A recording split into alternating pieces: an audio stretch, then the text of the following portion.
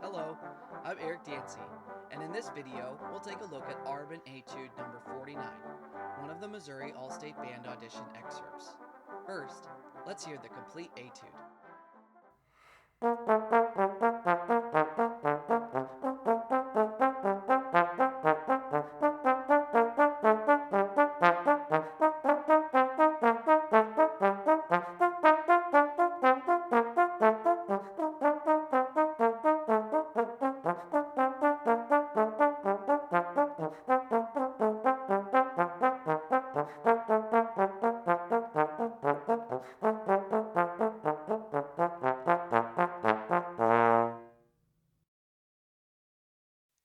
Now let's break down a few things that will help you prepare this successfully.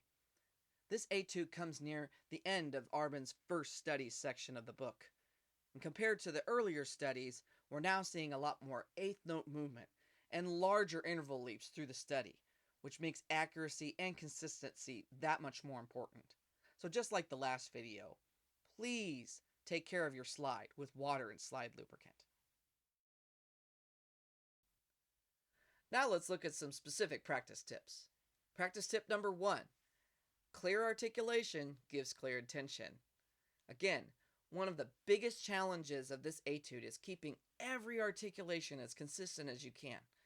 Like the last study, we want the notes to have similar attacks, length, and volume. Aim for that light, clear articulation that sounds the same from the beginning of the etude to the end. Experiment with ta, a hard tongue, da, a middle tongue, and la, a light tongue, and hear the difference between those three. Most players land somewhere in the middle, something that's not too harsh and not too soft.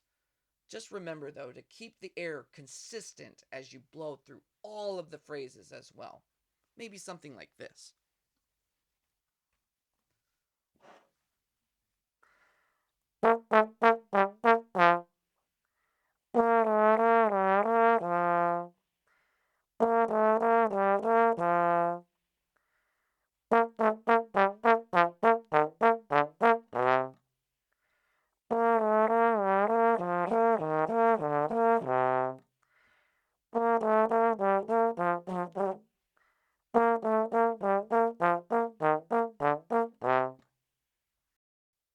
Practice tip number 2. Separate the musical lines. The hardest thing for me in this etude is to play all of these wide interval gaps, whether it's playing the high note consistently as the phrase goes on, or playing each of the descending low notes consistently as the phrase goes on. So I found that doing a pass where I play all the high notes back to back to back, and then all of the low notes descending back to back to back, really helps develop an aural awareness for being accurate, which is so important for this etude. I might play something like this. Now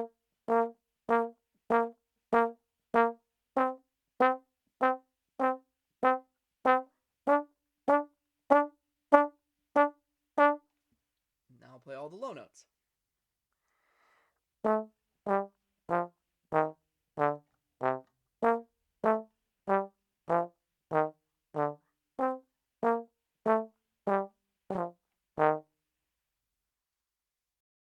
Practice tip number 3. Find the musicality. This study can be so repetitive, so finding fun ways to make the notes sound like a real piece of music will certainly help you with your audition. This study almost reminds me of a Baroque musical line, with the repeating idea of moving through different pitch levels. There are no written dynamics here, so have fun experimenting with different volumes, different ways of shaping phrases with dynamics. Doing this will also help with your breathing. Here's an example.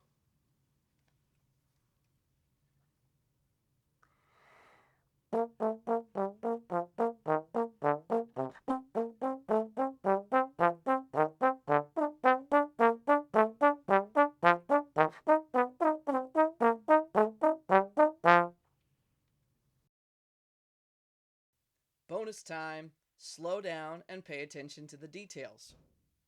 Choose your starter, whether it's a tuner, a metronome, or a recording device, any of these tools can help you slow down and catch the mistakes and the details that need fixing before they become bad habits. Or you might have one of those apps that does all three of them. More power to you. Once you've started to figure out the interval gaps and develop the aural awareness we've talked about earlier, or once you've figured out what phrase shapes work for you and what articulations work for you, then you start to put everything all together. And I've found that with this one in particular, it's best to start with the last measure of the piece of music and then add the measure before, number one, to build stamina, and then number two, to keep the finish line in sight with an etude that can be very repetitive after several run throughs. Maybe something like this.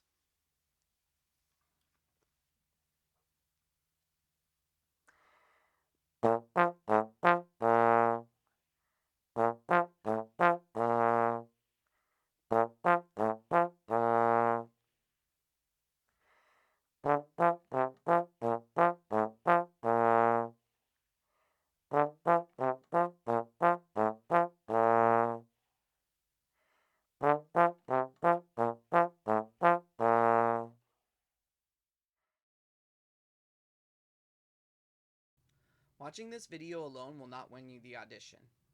You still have to put in the work, you still have to seek feedback, and you have to be honest in your preparation as you go along your journey. I was in your shoes once, preparing and participating in these auditions here as a student in Missouri. And now, as a music teacher and a freelancing trombonist in the Kansas City area, I've helped other students prepare for these auditions as well. My goal here is simply to give you some ideas and some tools that might help you in your preparation. Happy practicing!